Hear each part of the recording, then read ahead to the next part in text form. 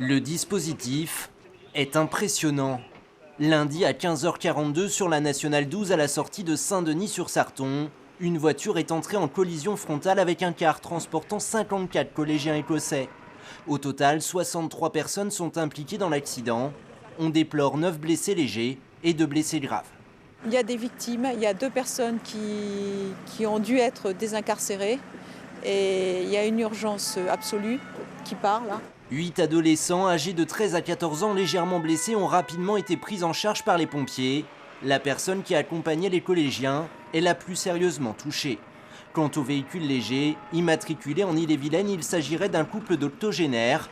Pour l'heure, on ne connaît toujours pas la cause de l'accident. Les circonstances ne sont pas encore connues. Ce qu'on sait, c'est qu'une voiture qui se dirigeait vers la Ferté-Macé, a priori, a fait un face-à-face avec un bus écossais. Et à ce sujet, Madame le Préfet a déclenché le plan Nombreuses victimes sur le département de l'Orne. Au total, 91 sapeurs-pompiers, une vingtaine de gendarmes, une trentaine de véhicules ont été mobilisés. Les victimes ont été transportées sur les 3 centres hospitaliers de Caen, Argentan et Alençon. C'est d'ailleurs à Alençon que s'est rendu dans la nuit l'ambassadeur de Grande-Bretagne pour rendre visite aux adolescents écossais. Nous sommes ici avec un groupe consulaire de l'ambassade pour aider, bien sûr, ceux qui sont blessés, les familles, les proches, pour soutenir, pour être la liaison entre les autorités françaises et nos ressortissants britanniques.